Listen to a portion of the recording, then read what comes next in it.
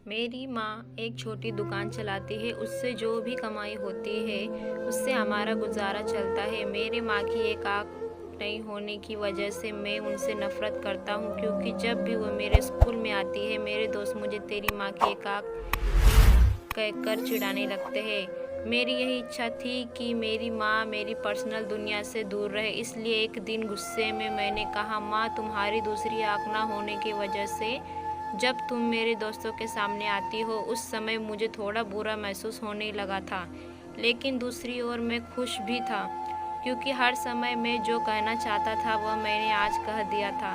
लेकिन ये सब सुनने के बाद मेरी माँ ने मुझे कुछ नहीं कहा और मुझे भी नहीं लगता कि मैंने उनसे कुछ इतना बुरा और दुख देने वाली बात कही हो। इतना सुनने के बाद मेरी माँ ने शांति से मुझे जवाब दिया, ओ मुझे माफ़ करे, शायद मैं गलत एड्रेस पर आ गई, और वह चली गई। मैंने भगवान का शुक्रिया अदा किया कि उन्होंने मुझे नहीं पहचाना। अब मैं शांत महसूस कर रहा था और मैंने अपने आप से कहा कि अब मैं अपनी पुरानी ज़िंदगी के बारे में कभी सोचना भी नहीं चाहता। कई दिन खुशी से बिताने के बाद एक दिन मेरे पुराने स्कूल का लेटर मेरे घर आया। मैंने अपनी पत्नी से झूठ कहा कि मैं बिजनेस ट्रिप पर जा रहा हूँ। मेरे पुराने स्कूल को चला गया। उसके बाद मैं अपने पुराने घर झोपड़ी में गया। मैंने वहाँ पाया कि मेरी माँ ठंडी फर्श पर गिरी हुई थी। ये सब देखने के बाद भी आँखों से एक आंसू तक नहीं निकला। उनके हाथों में कागज का एक टुकड़ा था, शायद वह मेरे लिए कोई पत्र ही था। दिन ब दिन यही खुशी बढ़ती ही जा रही थी, लेकिन एक दिन अचानक मेरी माँ को मैंने अपने दरवाजे पर देखा। तब सभी मुझे पूछने लगे कि यह कौन है, तो मुझे कहना पड़ा कि यह मेरी माँ है। तब मुझे ऐसा लगा जैसे सारी खुशियाँ आकाश के नीचे गिर गई हो। मेरी माँ की एक आँख की डर से मेरी छोटी बेटी भी भाग गई थी। तभी मैंने भी मेरी माँ से पूछा, तुम कौन हो? मैं तुम्हें नहीं जानता। मैंने इन्हें डांटते हुए कहा, तुम्हारी हिम्मत कैसे हुई मेरे घर आने की और मेरी बेटी को डराने की?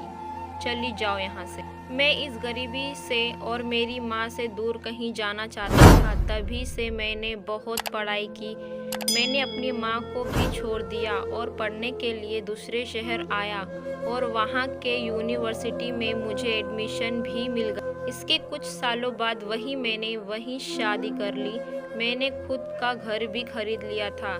फिर मेरे बच्चे भी हो गए थे। अब मैं खुशी से एक सफल इंसान की तरह जी रहा था। मुझे यह ज़िंदगी बहुत पसंद। मेरे बेटे, मुझे लगता है कि अब मेरे जाने का समय आ चुका है और अब मैं तेरे घर भी नहीं आ सकती, लेकिन मैं एक बार तुम्हें देखना चाहती हूँ, तुमसे मिलना चाहती हूँ। मुझे तुम्हारी बहुत याद आती है, और जब मैंने सुना कि तुम यह अपने पुराने स्कूल में किसी काम से आ रहे हो तो मुझे काफ़ी खुशी हुई। लेकिन मैंने निश्चय किया कि एक आँख होने की वजह से मैं तुम्हारे लिए स्कूल नहीं जाऊंगी, और मैं नहीं चाहती थी कि मुझे देखकर तुम्हें घबराहट हो। तुम्हें याद होगा कि जब तुम बहुत छोटे थे तब तुम्हारा एक एक्सीडेंट हुआ था और तुमने अपनी एक आँख खो दी थी। एक माँ होने की वजह से मैं तुम्हें एक आँख में बड़ा होता नहीं देख सकती थी, तो मैंने तुम्हें अपनी एक आँख दे दी, और आज मुझे गर्व है कि मेरा बेटा इस पूरी दुनिया को देख सकता है। तुमने जो कुछ भी किया उससे मैं कभी दुखी नहीं हुई। जितनी भी बार तुमने गुस्सा किया, मैंने अपने आप से कहा कि शायद तुम इसलिए डांटते हो क्योंकि तुमसे मुझे बहुत प्यार करते हो। मुझे आज भी वह समय याद है कि जब तुम छोटे होते थे तब हमेशा मेरे आसपास ही रहते थे। मैं तुम्हें बहुत याद करती हूँ। I love you. मेरे लिए तुम ही मेरी दुनिया। ये सब पढ़कर मुझे लगा कि मैंने उस इंसान से नफ़रत की जो पूरी ज़िंदगी मेरे लिए जिया।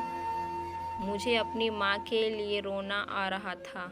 अब मुझे अपनी सबसे बड़ी गलती का एहसास हो चुका।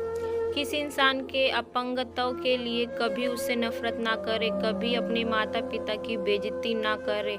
उन्हें बलिदानों को कभी ना भूलें। उन्होंने ही हमें ये ज़िंदगी दी है। उन्होंने एक राजा की तरह ही हमें बड़ा करने की कोशिश की है। वे हमेशा हमें देते रहते हैं और बेहतर से बेहतर देने की कोशिश करते रहे हैं। वे हमारे हर सपनों को पूरा करना चाहते हैं। वे हमेशा हमें सही रास्ता दिखाकर प्रेरित करते हैं। बच्चों के लिए माता पिता अपनी खुशियों का बलिदान देते हैं और बच्चों की सभी गलतियों को माफ़ करते हैं। हमें हमेशा उनका सम्मान करना चाहिए और उन्हें प्यार देना चाहिए।